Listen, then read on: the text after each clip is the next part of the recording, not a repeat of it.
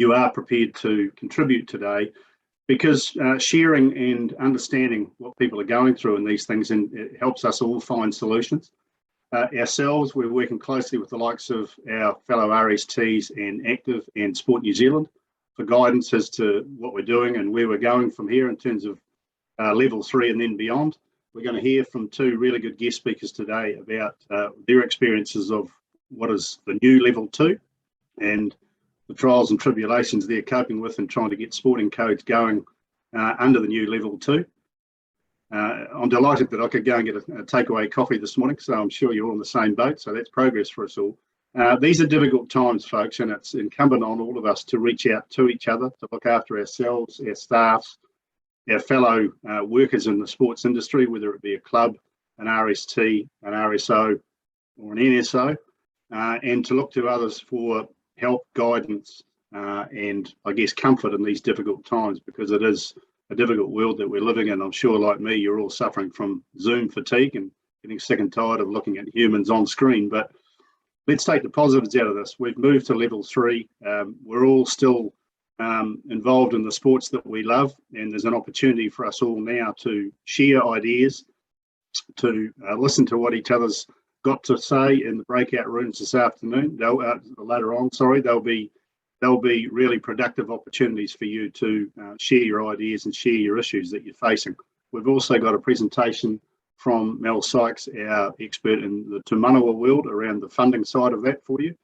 And let's look forward to a really productive hour and a half or 2 hours where we share information, share ideas, and come out of this thing better off after today. From here, I'm going to hand you over back to Ty, who will introduce Lynette Brady, the chair of the North Harbour Sports Council. Over to you, Ty. Thanks, Mike. Yes, Mike. To Justine, Lynette, can we get you to please bring your video on and unmute yourself? Thank you.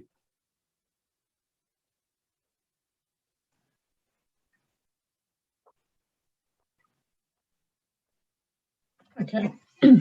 Hi, everyone, and welcome. Just a bit of a history, I suppose, on North Harbour Sports Council. So the Sports Council was formed in 2008, representing the 28 member sports from the, and we had 100,000 members from netball in the North Harbour area. The purpose of the Sports Council was originally sort of set up as a bit of an advisory group to Harbour Sport to help identify regional or local and sub-regional issues from on the ground. A large part of the work through since 2008 has been around advocating to council and local boards, just providing a combined voice of sport. So when we're sitting around the table, we are just the voice of sport. We all take off our individual code hats and become the voice of sport.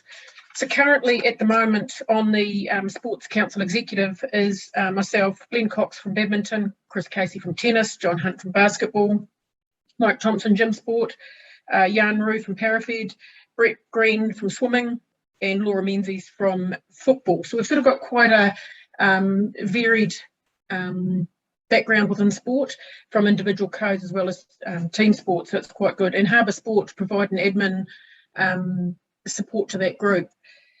Like I mentioned, when we're sitting at the Sports Council table, we're a voice across sport for the regions. We take our individual codes hats off, and so what we've found, particularly through the last 18 months, is that it's become much more support group for us for the codes. The sharing of knowledge and ideas around how we deal with this whole COVID situation has been invaluable. So we traditionally would meet 3-4 times a year, but in the last 18 months, it's probably been, well, during COVID last year, it was actually weekly.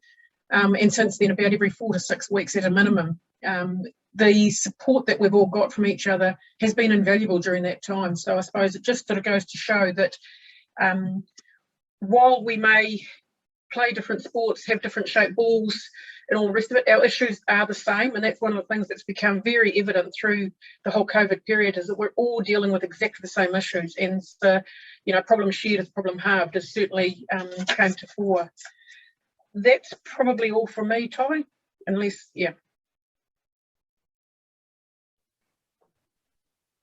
Awesome, thanks, Lynette. And I've also just seen that Emily has put in the chat a link to the Sports Council website. So if you want to find out any more information, just click on that link. Thanks for that, Mike and Lynette. Great way to start the session. Our next segment is about returning to play. And as Mike mentioned at the start, we're very fortunate to have Malcolm Taylor from Canterbury Volleyball, Operations Manager, and also Dylan Lindstrom from the Royal Golf Club in Wellington, who's the General Manager there. So these guys have been operating, or in the golf scenario, operating in level 3, and obviously now on level 2. And Malcolm's obviously been operating in level 2, but obviously with the restrictions on group sizes from 50 to 100, it'd be interesting to hear what he says, how things have changed over that time. So Malcolm, Dylan, if you want to bring your videos on and come off mute, we're going to have Harbour Sports General Manager Richard Cassutt basically run them through an interview type of scenario. So I'll get you guys to come on and we'll go from there. If you have any questions also, please pop them in the chat bar and we'll try get to those as well. Kia ora koutou. Welcome Malcolm and Dylan to our Harbour Sport Connects. Appreciate your time. I suppose one of the learnings that we've had up in here in Auckland is sharing information across Auckland, but the opportunity to learn from people that are going through and living and breathing what I believe is the new level 2. So probably each of you to comment. First question, the new level 2, what did it mean for you, Malcolm, and then Dylan? What sort of scenarios has that created from last year? Because I believe it's a big difference. Kia ora koutou, everyone. You're absolutely right. The level 2 that we are experiencing at the moment is completely different to last year. But first of all, incredibly fortunate that we have activity, so extremely grateful. The biggest challenge, as Ty mentioned, for us is that we are limited to 50 within the 4 walls of the stadium.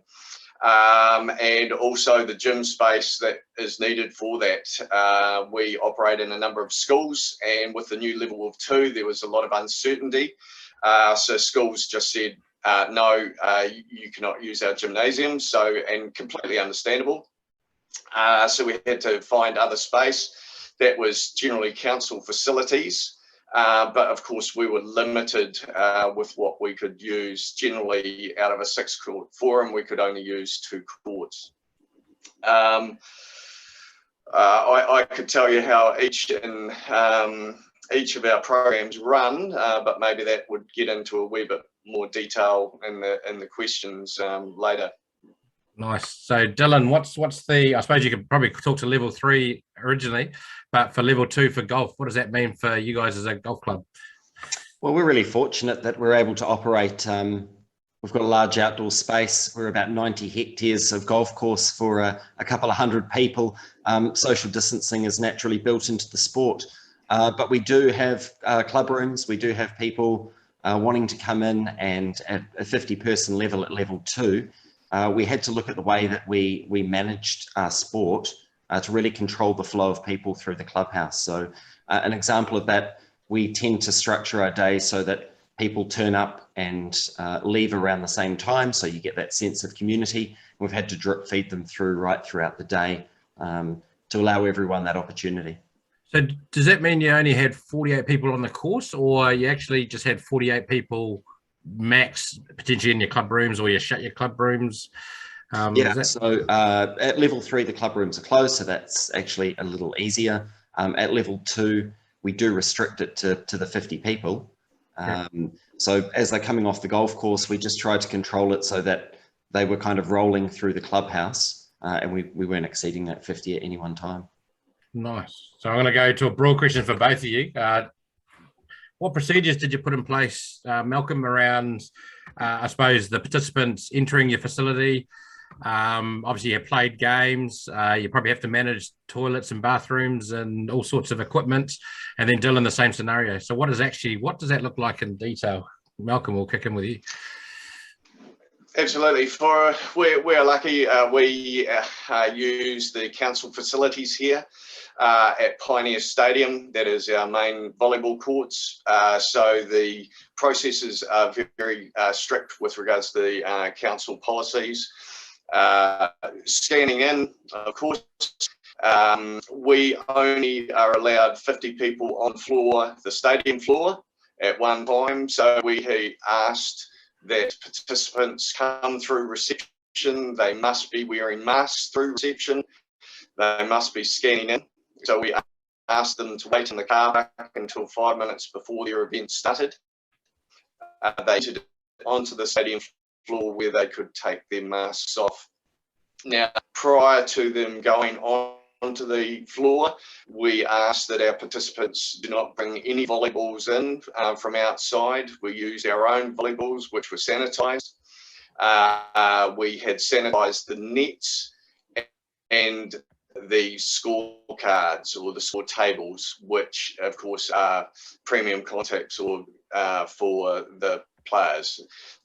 Even though referees were allowed, in our social competition, we don't have officials, so it's the team members that are touching the school bench. So at the end of our play, we needed to control that by time, so we could have everyone exit the building through a control exit and different to the entry point, and then have the next 50 come in. Now, of course, because of the 50, we had 6 people per side, and that's it. And we kept them on one side of the net, very similar to last year. And then due to the time restraints, we asked them to all leave the building, and then the next 50 came in. So in the changeover, there was a 5-minute changeover. We sanitised the nets with the spray sanitizer, the scorecards, and then we replaced the volleyballs with new ones that were previously sanitised. Now, with this, we needed to hire an extra person. So we would always have a court controller on side of the court. But to get everything done and to make sure everyone was scanned in, to get things cleaned, we needed a second person there. Wow. So very, very detailed, Malcolm, around that. Obviously, there's a little bit of change with it going to 100 now in level 2. But Dylan, some procedures that you guys have. So a person rocks up at the golf club, or a team or a group. What do they go through in that process? So I think everyone's been through this process of coming out of level 4 to level 3 or level 3 to level 2 like last time. So the first thing we did is we reviewed the processes we went through last time, and we go right back through that customer experience. You know, when they drive through the gate, what do they do, and does what we used last time still work? And the 2 really big key changes is the first one's masks, needing to wear masks. And what was really pleasing was how compliant everyone was. A really good example, one of our oldest groups in the club, a group of 4 gentlemen who are around just under and just over 90, still playing golf twice a week, turned up with their masks on. They know the score and they're doing what they need to do. So there is compliance there, which is really pleasing. The second thing was around contact tracing. And with golf, booking is inherent, or certainly for our club anyway. So we've always had quite strong contact tracing. Well, the big change we learned was that need to have them using the QR code system. And with Delta, that seemed to be so much more effective. And then people are comfortable coming back into a space. It's habitual.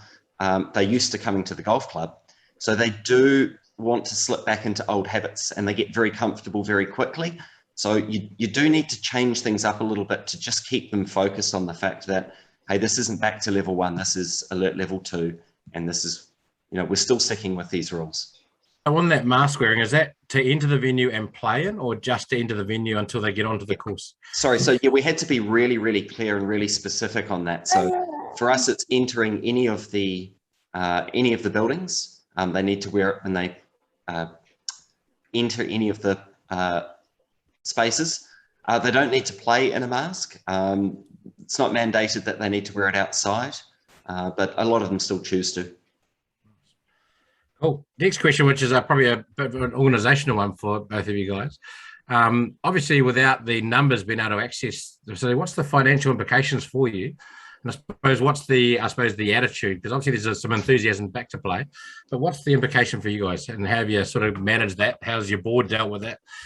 And I suppose the light at the end of the tunnel. I'm happy to jump first.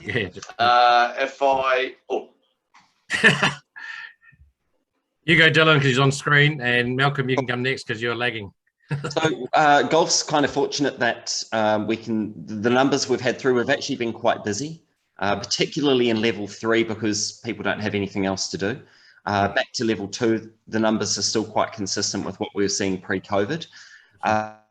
We are restricted around trading, particularly in food and beverage, so that's been the biggest impact. But being a member organisation, we still have those funds that they've paid at the start of the year.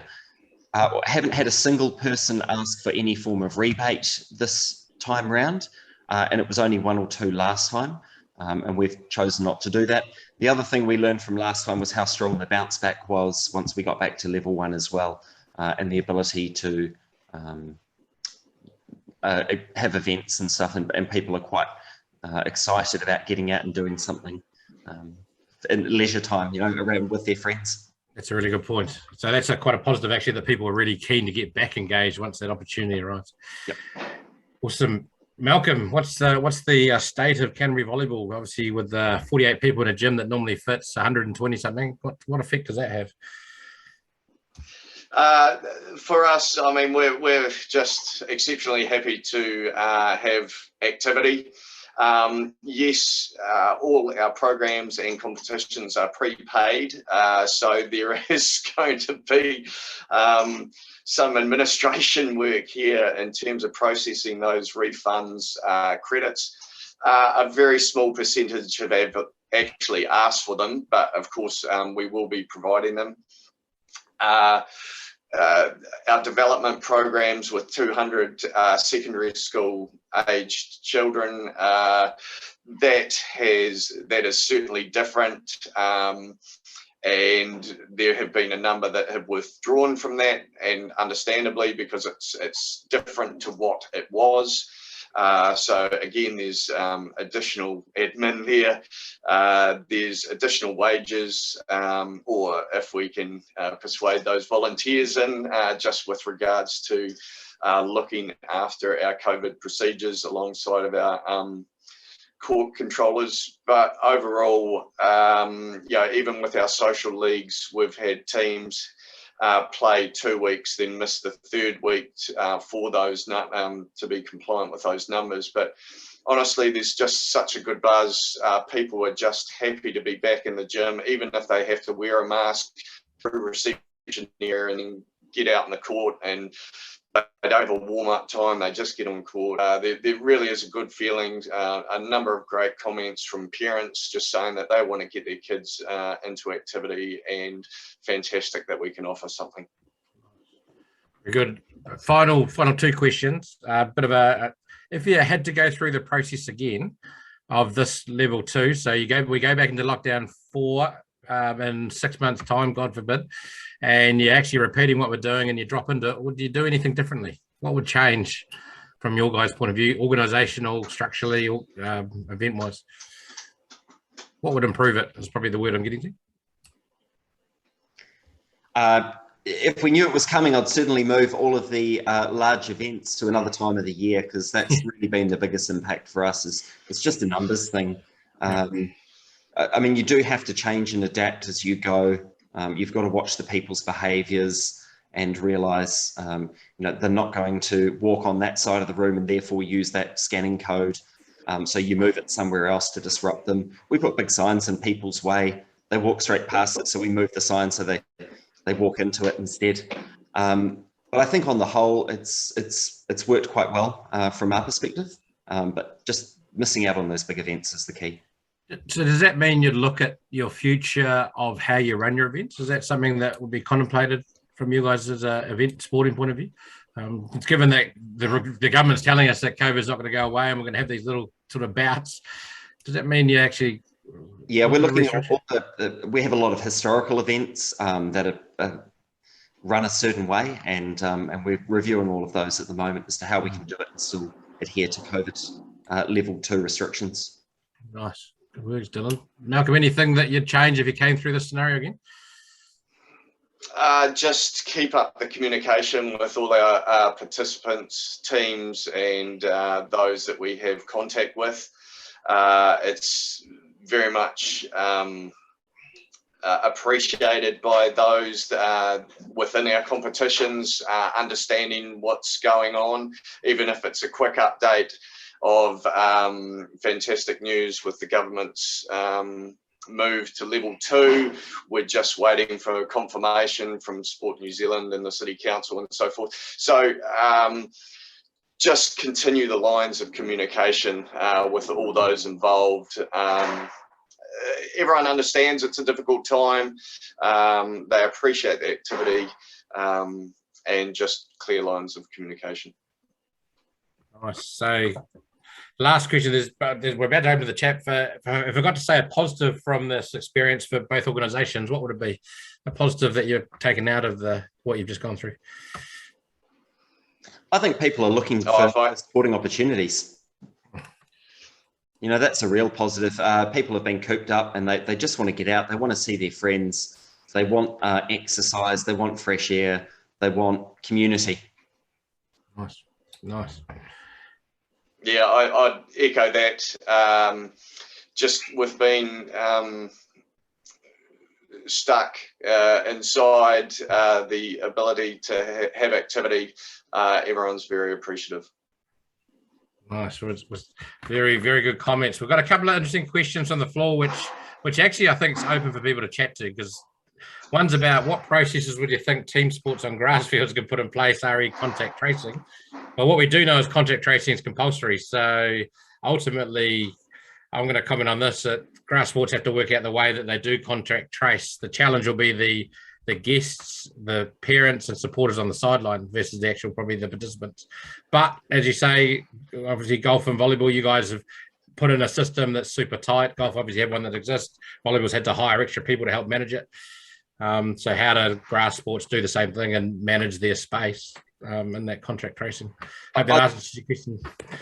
Yeah, I'd say that the key thing is to just let people know what the expectation is, and it comes back to that communication. You know, where do they go when they arrive, and then what is that going to look like, so that they identify it when they do get there. People want to be compliant, they want to use the contact tracing, but if it's not made really simple for them, or if they don't understand what the expectation is, human behavior, they just kind of drift off into the crowd. So just be really clear.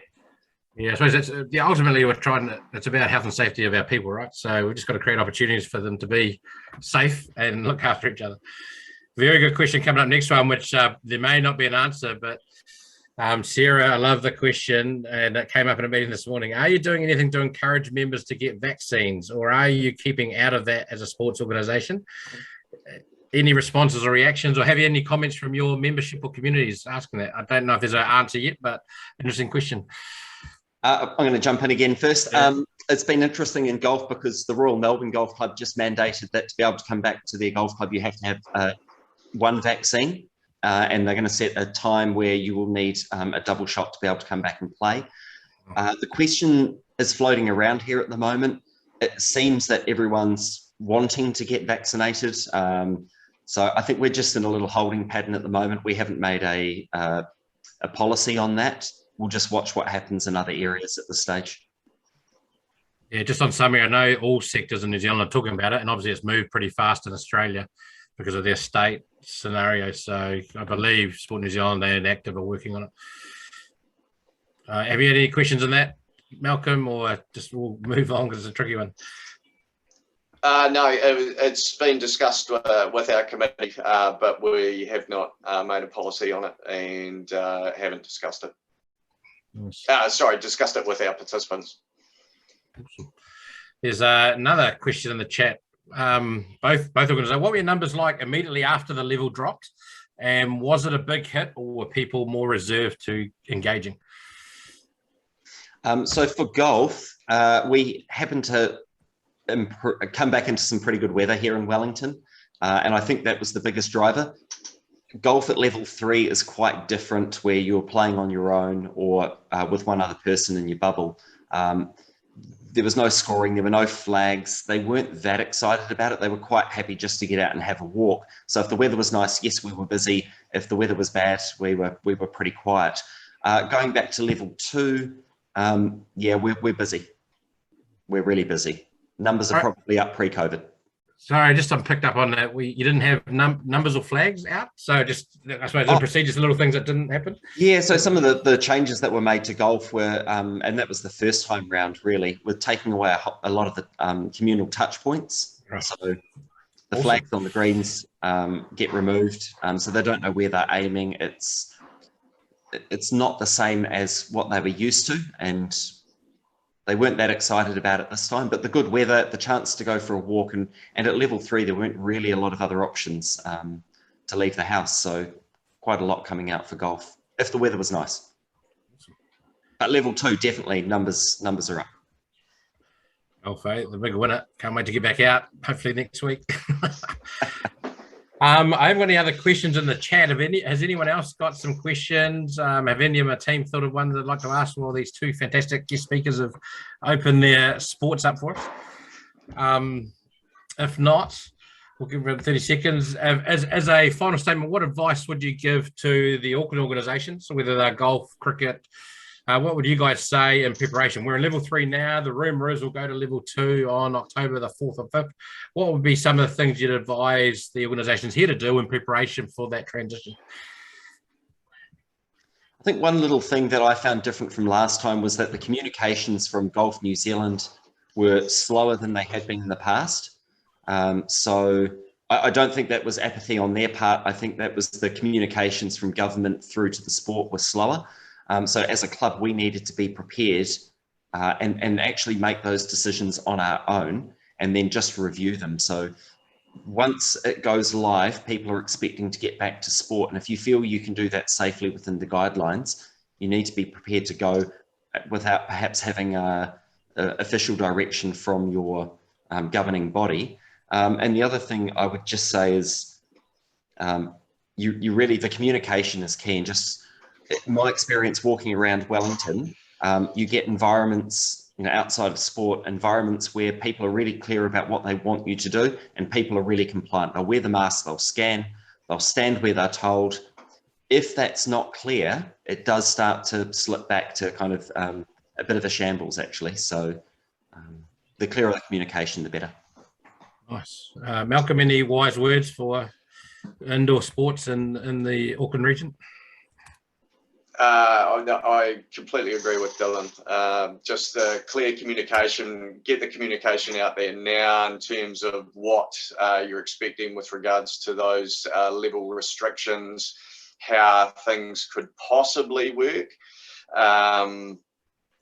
and just continue that clear line of communication to all those involved or wanting to get involved.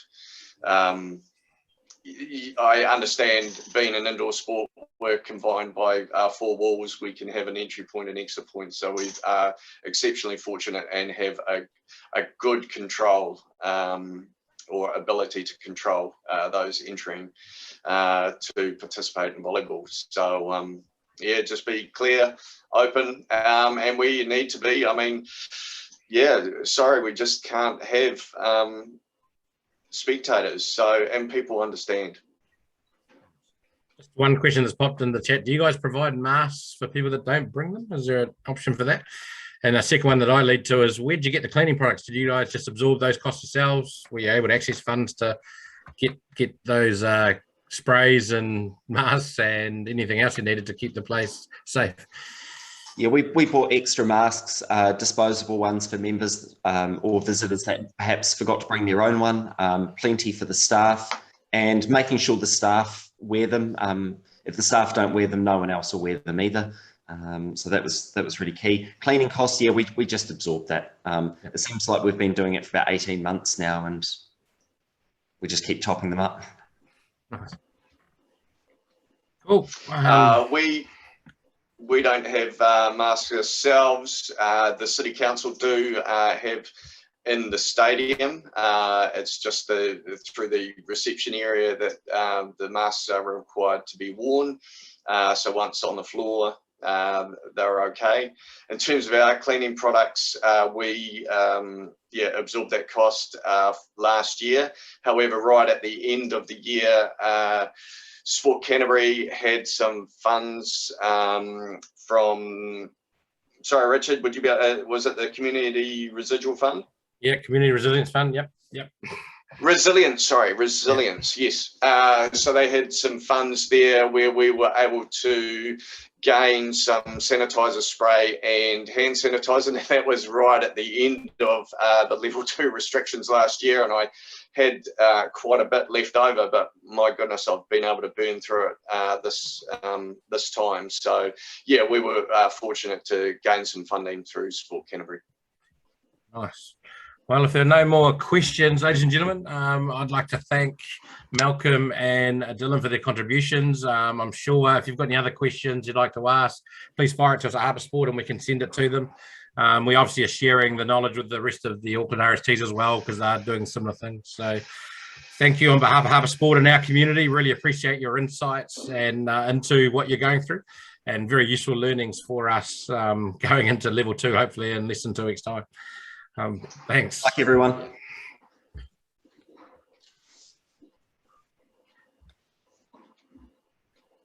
Rightio. Yeah. Awesome. Em, do you want to bring the slide up? Thank you. Just want to echo what Richard said. Thanks, Malcolm. Thanks, Dylan, for your time today. Obviously, you guys are experiencing what we hope to be experiencing in a few weeks' time. And I think there was some real key piece of information in there, and also some good questions coming out from the crowd. We're going to move on to the money segment of this forum. So we're very lucky today to have Tom Smith, National Grants Manager from Lion Foundation.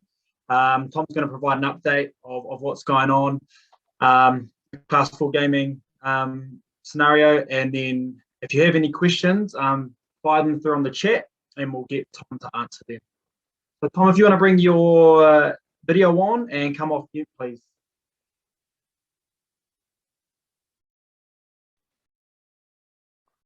It says my host to stop my video.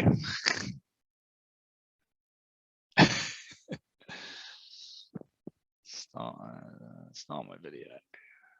Hey everyone, have you got me? Good, mate. I'm coming through. Cool, great. Video started. Sweet. Yeah, no, guys just asked me just to come on, give you a Class 4 perspective and the Lion Foundation perspective specifically. So do feel free to ask some questions as well. Venues shut on the 16th of August and venues are still unable to open for gaming in level 3. They can open in level 2 with every other machine on. So we're looking at, say, the 18th of August till the 5th of October. So sort of a month and a half, 6-7 weeks of zero income generated in the region. So funds are going to get extremely tight. For North Harbour, for north of the bridge, that just compounds the funding issues that we have across the bridge, from things that include council policy for sinking lids, some critical venue losses in the Wairau Park area to end user trusts. So when we lose a venue to an end user trust where money goes towards a particular purpose of that charities, that means it's not openly contestable for you guys as well. So that's kind of changed things as well. So money is really tight. We will not be doing any granting for the North Shore until November, because there will be zero funds. And that actually might roll into December. So it's going to be a really tricky time.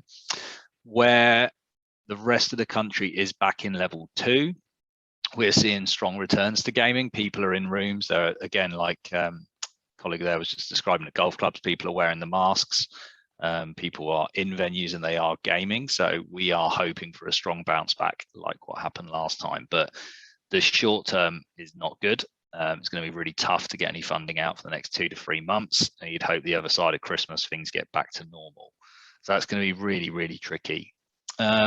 One saving grace for any clubs, societies, organisations that are based around the Birkenhead area. We obviously run or help run BLT, so Birkenhead Licensing Trust as well. They will also have lost a significant proportion of income and return to the community as well. But some good venues still in that area with the Good Home and a few others around that area. So there is some money there, not a lot. It's going to be really, really tight. And it's not going to improve in the short term. It's going to be probably December, if not January, before things really start to come back. Even then, there's going to be a bottleneck and it's going to be very, very competitive. So not great news, but I'd rather you hear that news and be able to plan around it. Cool, thanks. So I've just got a question. Sure. What can organisations be doing throughout this time? Like you said, November, December, January is potentially the time where you'll start granting again. Are you still taking phone calls around providing advice on applications? Yeah, I'd say it's great. We always say pick up the phone because it's a 2-minute phone call. Even if it's bad news, you're better off knowing that so you can plan. So do get in touch if you want to discuss something specific. And sort of as the weeks go by and the months go by, we get a better sense of what the funds are doing and what's happening. But that doesn't change the fact that it was already really, really tight in Auckland and on the shore already. So super competitive and a very difficult funding market for you guys. The loss of a specific venue in Wairau Park, Valentine's, from Lion Foundation, probably lost the community on the North Shore about $1 to $1.2 million a year of funding. The moment we lost that venue, that money was missing from the shore because it went to an end user trust. There's going to be an awful lot of funding already missing your area before COVID hit. Okay, thanks, mate. We've got another question here. For grants allocated, but since we've lost the season, what's the appetite for repurposing those funds? My appetite is I would love to repurpose the funds. Unfortunately, there are things that are in my control and things that aren't. We've requested to the people that govern us, the DIA, the Internal Affairs, that we can say, okay, you had that money for some new equipment that you don't use. Can you now put that towards salary? And the answer is no. So we've tried that last time. We've tried that again this time. You have to stick to the authorised purpose of your grant. So if you're unable to spend your money, that money will come back to Lion, which will then go back into the region's pot. So those refunds will be there for the region in the future, which I suppose is the glass half full approach. But if you can't spend your grant, you cannot repurpose it to something else. Cool, thank you. More bad news. It's all stuff that needs to be heard, though. Yeah. Will applications be held or declined in the interim? So we've tried to hold and defer absolutely everything we could. We don't want to reject applications because that's more work for us and more work for you. So if something's in, we will defer it unless it goes past the date. So it will get dealt with probably in a November meeting now, and there is no point in having an October meeting. So if there's a bit of funds generated throughout those weeks that were open in October, we might be able to deal with a few of them in November. But this comes down to the scenario that the Auckland funding, Class 4 funding model is in anyway, is that there's so many societies that it's really hard to grant anyway at the minute. So we were regularly getting $1.5 to $1.8 million of applications for Auckland, and we'd have 300-400 grand to give out. So it is already a really, really tough market. So it's just going to compound that even more so over the next sort of 3 months. Okay, cool. If you've got any more questions for Tom, flip them through. We're just going to answer a question here from Tash, which isn't related to Lion Foundation. Any suggestion that Sports New Zealand will support clubs through a resilience fund as last year? Richard or Mike, if you're online, come on, and if I get this wrong, but as far as we're aware, no, there hasn't been a decision made on that, unless Mike and Sudi, you've got anything to add. So on the RSTs, through the sports organisations, have lobbied to ask for a resilience fund for Auckland, given the length of the lockdown, and there's been no answer yes on that. Basically, that resilience fund from Sport New Zealand came from a government putting money in a pot for the sectors. And so that hasn't been, I believe the government haven't commented yet or created that opportunity for Sport New Zealand. And I'm sure Sport New Zealand are lobbying for that. So there's no information on that. And originally the government said there's no space for that. That's what the current wage subsidies and et cetera are for. But with us being in lockdown for such a long period now, there's probably a pretty strong case. But we're hoping for information over the near future, but nothing as yet. Basically, as Richard said, there's we wait with bated breath. Sport New Zealand is lobbying hard because it's fully cognizant of the pain and the hurt that the sporting sector is feeling. So as soon as we know something, folks, we will let you know. Cool. Thanks, Mike. Thanks, Fiddy. It doesn't look like there's any other questions, Tom. So if there's anything else you'd like to say, feel free. No, yeah, sorry, I just finished up. So that advice of just getting in touch, just pick up the phone to us or drop us an email to the info@Lion Foundation line. We can steer you through it, but I'd be doing your planning that, try and leave it for 2 or 3 months if you can. But yeah, get in contact. We'll do our best. It's not our money, it's the community's money. We want to get it out to you, but if it's not there, we can't put out what we haven't got. So we'll keep doing our best, but do keep a two-way communication going. We're happy to take your calls. Thanks, Ty. Just got one more question. Do you feel all the other funders are in the same state/situation? Really tricky for me to say. I don't know. What I do know is that they will have all lost significant levels of revenue, and therefore the community amount is obviously affected as well. So the community's 40% isn't there either. So yes, a lot of them will be in similar states, but do just check their websites or their social medias. Our social media is really good just for keeping up to date. That different societies are doing it different ways. So that's really, really tricky for you guys. We are open to applications. You can put your application in. My advice is if you can leave it, because you'd just be wasting an application right now. Other funders are shut to applications. Some aren't granting, some are granting. It's really difficult to know, but certainly your bigger ones, Pub, Us, NZCT and Grassroots, just have a quick look on their website or give the grants manager a call. Awesome. Hey, Tom, thanks for your time again, mate. You've helped us out before. No, thanks. Again, so I appreciate it. Thank you. Good luck to you, Harbour. Awesome. Em, do you want to bring the slideshow up, please? So our next guest speaker is Harbour Sport Te Manawa Manager, Melanie Sykes. She'll give you an update of the funding that is available, more so for projects in the Harbour region. So Mel, if you want to bring your video on and come off mute, please.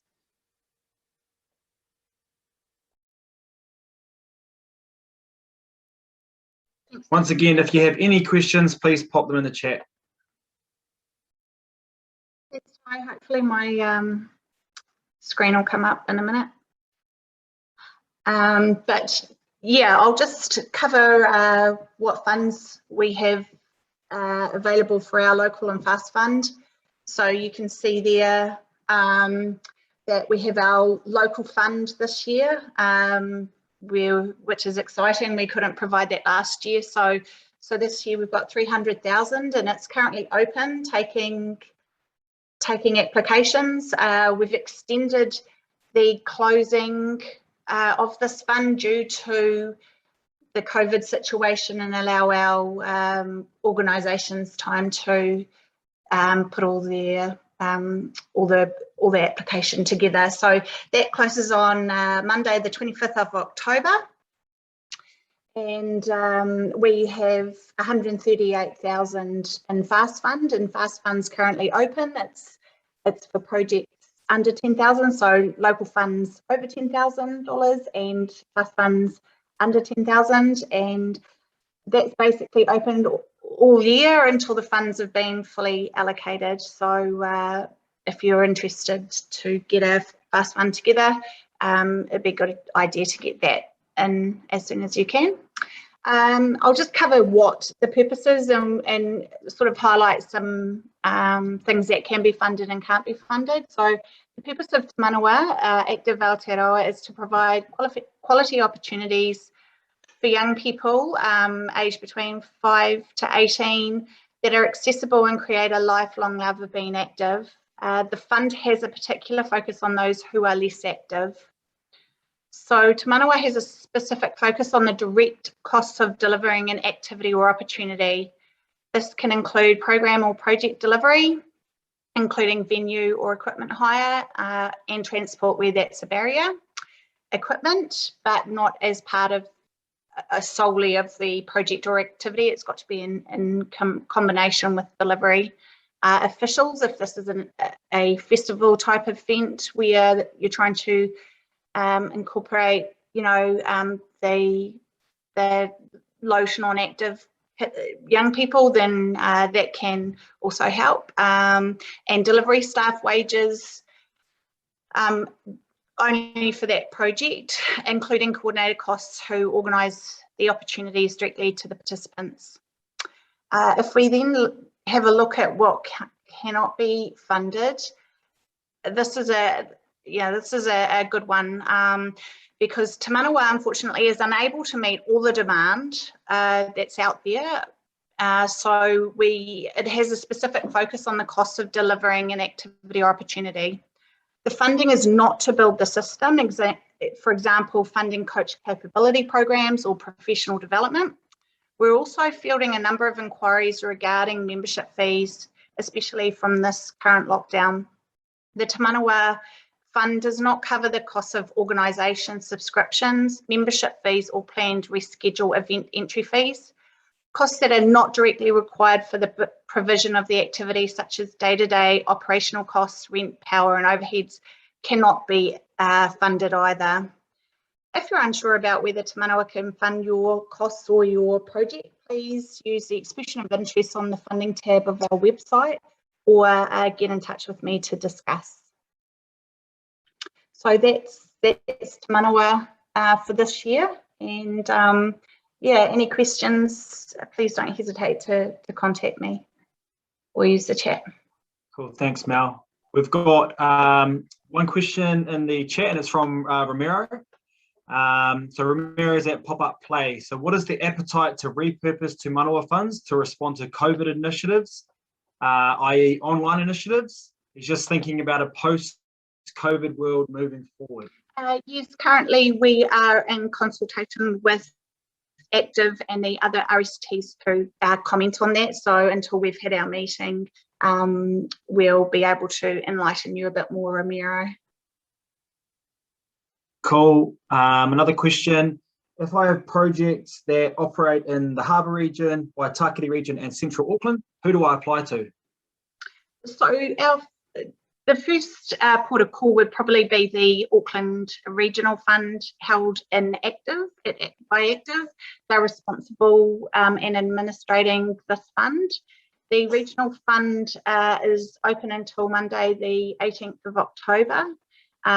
So if that way you're only putting one application for the 2 to 3 to 4 RST. So, it is a better option if you're going to deliver throughout Auckland. I would probably look at doing that first and foremost. That's why they have a closing date a little bit earlier, just in the off chance that you may be, Trudy from Active may be inclined to direct your project to the local RSTs, but certainly get in touch with Trudy at Active for some more information on the Regional Fund. The focus or key priorities of the fund is obviously the particular focus is on inactive young people, but we've also got 3 other areas that in that inactivity aspect of young women and girls, so aged between 5 to 24. And we've also got children and young people in our higher deprivation communities. If you want to gain some insight into where that might be over here in Harbour, please get in contact. I'm more than happy to share that detail with you. And also the disabled children and young people between 5 to 18. So they're our priority groups. But if there is, other areas in your community that are needed, then, we accept other projects for that. But remembering that it's focused on low active young people. And yeah, I think from a point of view of trying to understand what your need may be, you need to have more of an insight into what the young people's needs are, rather than an organisational need, which can be two different things. One thing that your organisation might need and want to plan this wonderful program might be a little bit different to what actually your local community young people need. So you need to be able to ensure that you put that young person's need in. Cool. We've got a question here from Ramiro. Oh no, sorry, he's answered that. Question from me: If there are people unsure whether their project fits the bill or doesn't, what should they do? So head along to our website. We've got some wonderful information on there regarding insights, or what evidence of need looks like, what's the transformational change to your community, how you can gain some wonderful outcomes and measurements. We've also got things like our budget template, which is a requirement to use for all applications. We've got a draft application form there, all the guidelines that you may need, and of course a expression of interest. That's a new system to the funding application process. So if you want to write down what your project is online, send it through on the expression of interest, and I can come and chat to you one-on-one to help you with understanding the fund and seeing how that might fit in the criteria, and of course our application form. So a whole heap of information on our website, which is really good. Awesome. Thanks, Mel. I don't think there are any more questions in the chat.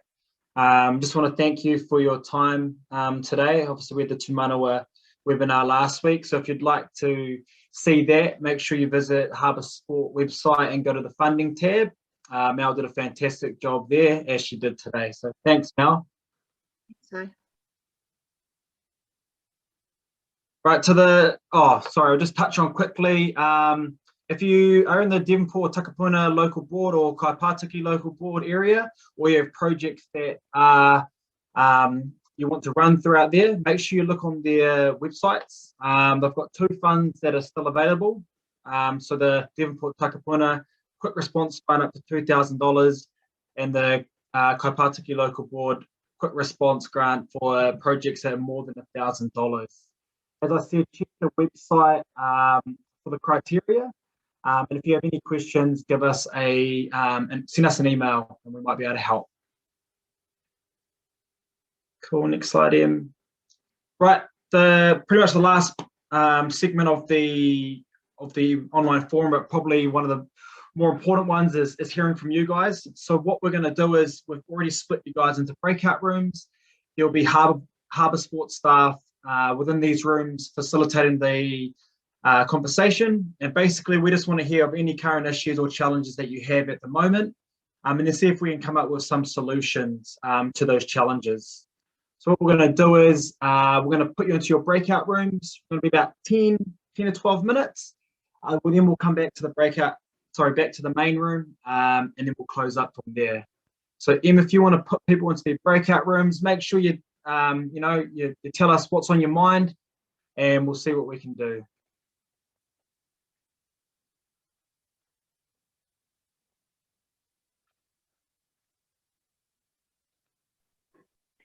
Ty, do you want to put the Padlet link in the chat, please? Yeah.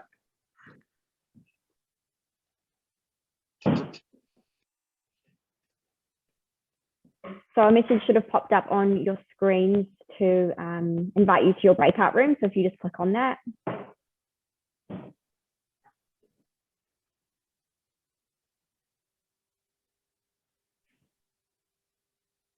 Cool. Cool. If you want to jump in number 4. Yep. Is there anybody left? And there's still a couple of people left. I'll just move.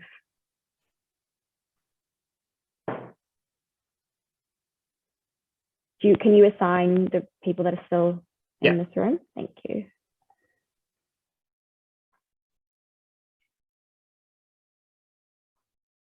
Kia ora, everyone. Feel free to turn on your videos and your microphones if you want.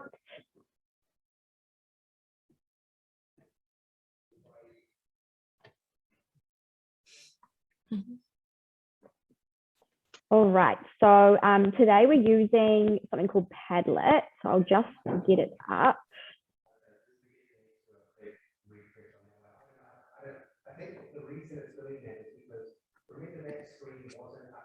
Can you all see my screen here? All good? Cool. So basically, I'm going to be the scribe for this room, and you guys are basically going to just brainstorm different issues you're facing and possible solutions for them.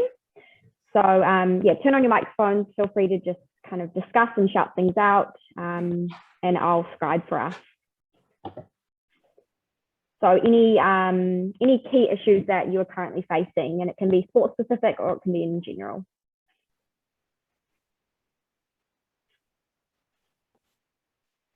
I guess one of the first ones is how do we enforce or encourage compliance with all the regulations, with the things like mask wearing and the entry and exiting of facilities and bits and pieces, with the community at whole. Yep, that's great. You need a big stick, Glenn. Often doesn't work. Got it dawn, Chris.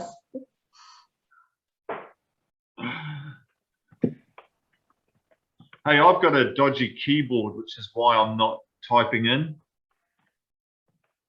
That's okay. Just turn your mic on and Prattle on as I normally do. yeah. I think coming out of the presentation before, I mean, I think in terms of funding and people who have maintenance plans and being able to access grants and things like that, that's going to be an issue going forward, especially in the Auckland area.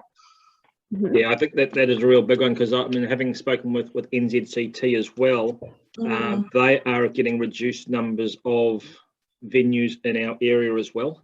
Right. It's two really big funders that are struggling to have venues, which is going to impact severely on the funds available in the region. Is that because the venues have gone under? And no, they've actually chosen different contracts. Oh, okay. And I believe where the big funders were often getting 3-year contracts with their venues, the contracts now are down to like 12 months, because the offers that are now being generated for the venues is quite competitive. And I think also from a revenue perspective, maybe not so much, well, from what I'm seeing, not so much from senior members, but there's a lot of junior parents who are just that little bit reluctant to sign up for membership at this point of time. And we saw that last year as well, where they paid out a lot for winter sports, and then they're reluctant to sign up again until we know what's happening. So one big issue that the club's raised with me is they have a coach who has indicated he will not get the vaccine. Their question is, can they restrict him from coaching juniors or prevent him from coaching juniors? Because their concerns are around parents and other members querying the safety of their kids and having coaching delivered by someone who's quite out there saying, I'm not going to get the vaccination. And following on, that's a really good question, Chris, and because following on from that is, if a member asks, are you allowed to disclose that kind of information from a privacy perspective? If they ask if your coach is vaccinated, are you allowed to say yes or no? I'm not sure what the legislation is around that. Well, it's just, I think with the breakers were probably the first where they asked the player who wouldn't be vaccinated. We're potentially covered under our health and safety policies. I haven't looked into it yet. But if the club said, well, no, you can't coach because you're not vaccinated, then the next logical step is do you allow members to come along who are not vaccinated? It's just, it looks like we're going down a real rabbit hole. I think, and yeah, if you look across the Tasman to Australia, and you're starting to see them inflict that sort of criteria, and I'm not sure that we have the legal basis to do that yet, until we see some far bigger organisations come out with a direction before we can start to go down that road. Yeah. I think it's something that has to be asked of Sport New Zealand, to be honest, because I wouldn't want to come out as a sport and say our policy or our recommendation is that if people are unvaccinated, they're not allowed to be a member or be part of a tennis club. I certainly wouldn't want to do that. As I said, I think you're just asking for trouble until we get legal clarity. Absolutely. And yeah, I mean, that is definitely some guidance we need, because, you know, what happens if club captains are contacting other club captains around the vaccination of their interclub teams? Yep. You know, we don't want to play a team that not everyone's vaccinated, or you can only have, you know, interclub players who are vaccinated. It's a real minefield. All the field sports.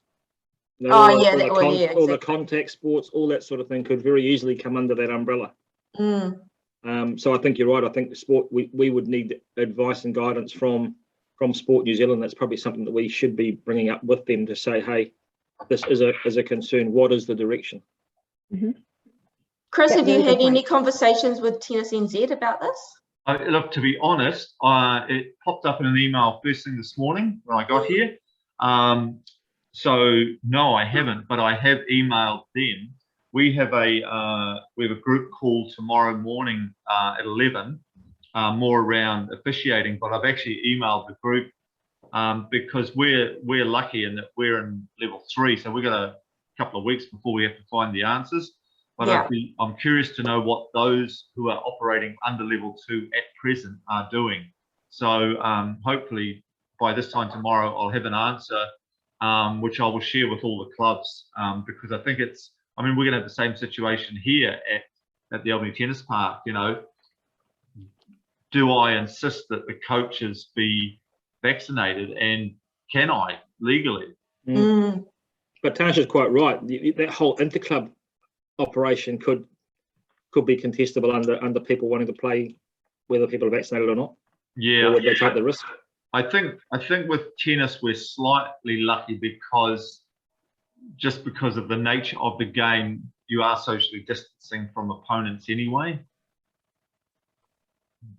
Yeah, I mean, you say that, but the reality is, you know, you're all touching the same balls and all that kind of stuff. But I mean, I agree with you, but I just think it's going to be, yeah, there potentially would be questions. Other people might be relaxed.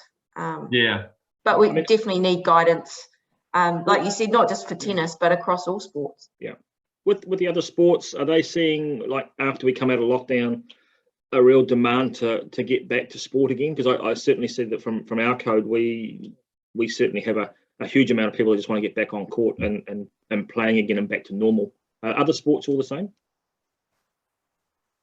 We've just surveyed our members. So Jan from PRFed Auckland, disability sport, we've surveyed our members, and it's really like 50-50. Some are really eager to come back as soon as possible, and the others are really reluctant. But I mean, their immune systems are more at risk. Yeah, more at risk. So understandable. The lessons we learned from last year is that we can offer some type of security. We have different sports, so there are sports that are easier to modify than others. So we will resume those first, and most of the time that gives this buffer of time for some of the members to just get used to going back to those sports.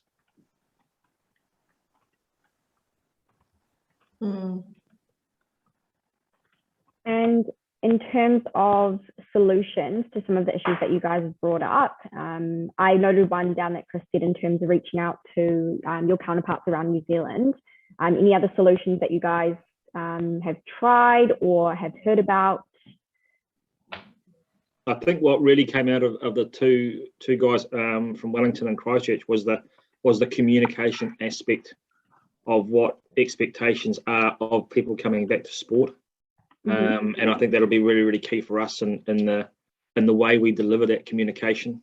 For badminton, we'll probably try to deliver it in English and Chinese, so that we get a real good understanding across the board of our community.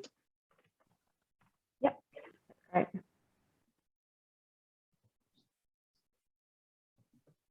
Any other comments? We can go back to issues as well. Fendi, do you have anything to add in terms of any issues that you're facing at the moment?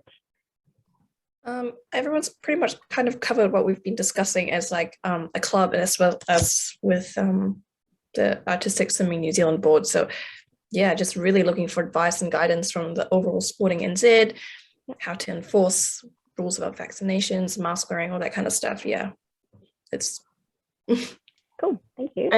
And I think also around the whole finances, you know, it was mentioned in the presentations that they are lobbying Sport New Zealand, or Sport New Zealand will be lobbying the government, because we've been in lockdown longer than we were last year, and will be. Yeah, and it will impact potentially on clubs' membership revenues, but also their ability to get funding. A lot of clubs, you know, are in the process of looking at LEDs, and obviously there's a push, you know, to be more green. So we can't do that if we can't access funding. Mm-hmm. And I think it's important that the support that's out there, like the wage subsidies, like the resurgence funds and bits and pieces, if you've got any chance, apply for them. You know, get that support as much as you can. I would imagine most clubs can't, can they? Because I mean, you have to have employees. We're all volunteers. Yes, yeah. The wage one would be hard. Resurgence one, how would you go with that? No, you can't. I've had 2 clubs that have tried to apply for it, and because they don't have employees or pay anyone, they're not eligible, Glenn. Then that's something we should be going back to Sport New Zealand with, because that will be affecting an awful lot of grassroots clubs that they can't access any form of support. No, that's exactly right. We can't. I mean, I looked into it as well, Chris, and you don't have any employees, so you can't access any of it. No, you still have an element of costs and bits and pieces which you can't create any revenue for. So absolutely, you've still got fixed costs. So we should be going back to, whether it be Active or Sport New Zealand, expressing that major concern on behalf of all our clubs. I mean, and that's last year. That's what that resilience fund was. You could apply to cover some of, you know. And that's ideally what, if there's another round of it, which again we're lobbying for, that will kind of be your opportunity to cover those costs. And that fund they had last time, that resilience fund, that was accessible to clubs, wasn't it? Yes. Yeah, it was for for clubs. We need to be actively pushing. Emma, if you're there, can you put the presentation up, please?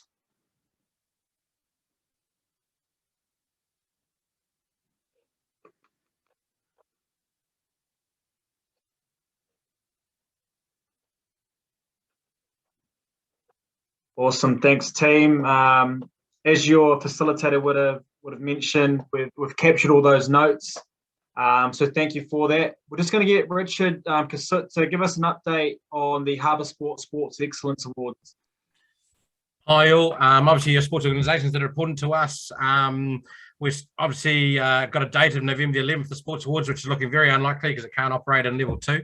But we are still looking to get the nominations in by September 30, because regardless of whether we host an event or not, we want to recognise the great successes of our community. And there were some unbelievable Olympic performances, but also some unbelievable local performances in our community. So those nominations close September 30. We're looking at a backup date of November 27 or February next year. We're just waiting for some more details out of what levels we'll be in. But more importantly, from a sports point of view, local level, please nominate off our website. But there's 2 new categories.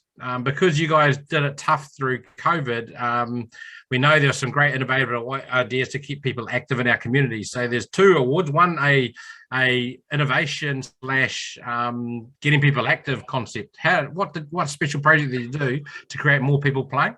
And then a diversity and inclusion award too. So what projects did you do to actually increase diversity and inclusion in sport in our region? So we want to hear some of those projects, and actually we've got awards for them. If we don't run ahead with a full dinner, we will still allocate the awards. The independent judging panel will come in and judge them, and we'll do a social media release around those awards, from sportsman, sportswoman, local club person to junior person, etc. So please nominate. There is just over a week to go. We're still in lockdown, so hopefully you've still got some time to nominate some of your great community people, and also some sporting people and junior people from within your sports. It's a great chance to promote some of the great things that have gone on, and we've got to stay positive. Sport changes the world, and we need to keep promoting that into our community. Cheers, Ty. Awesome, thanks, Sudi. We will pop that link. Emma, do you want to pop that link of the Sports Excellence Awards into the chat for people to go to nominate? Just closing up here. So if you're looking for any support, especially anything in a local sense, make sure to reach out to our Harbour Sport team. So you can reach us on Facebook, or go through our website. On there you'll find our emails. For anything more regionally active, have some great resources on there. And then anything, a big picture, you can also look at NSO or Sport New Zealand. Most of the things that we'll share will be coming down from Sport New Zealand and Active, particularly around the alert level guidelines. So they are your best picks, Sport New Zealand. If you have any queries, or you want to find any resources around the alert level guidelines that are applicable to your support, for your sport. I would just add another link in the chat. So it's another link basically asking what support do you need more from Harbour Sport and the sports sector. So if you click into that, it will take you to a website where you can click the plus button and you can add in your suggestions, similar to what you did in your breakout rooms. Before I close up with the karakia, I've just got Sean Matthews, our coach development advisor from Harbour Sport. He just wants to jump on and have a word. Over for you, Sean. Cheers, Ty. I really appreciate that. And I don't want to overload people with too much. So I'm just going to fire into the chat an opportunity that's coming up on the 12th of October for coaches and coach developers. We run something called the Athlete-Centered Coaches Forum. Really good platform to share some research and make that digestible to coach developers and coaches. So feel free to send that link to anyone within your communities. Cheers, Ty. Thanks, Sean. If you want to flick to the next slide, Em. I'm just going to close off with a karakia. Kia tau, kia tātou katoa. Te atawhai o te tātou ariki, aihu paraiti, me te aroha o te atua, te whiwhi nā taitanga, ki te wairua tapu, ake, amene. We'll be sending out an email with the resources and the presentation following this. I just want to thank you guys for your support, for engaging. I think the session was hugely valuable. Keep an eye on our social media for any updates, and also make sure you look at our website if you need to contact any of our staff. Thank you guys for the session, and stay safe. Thank you.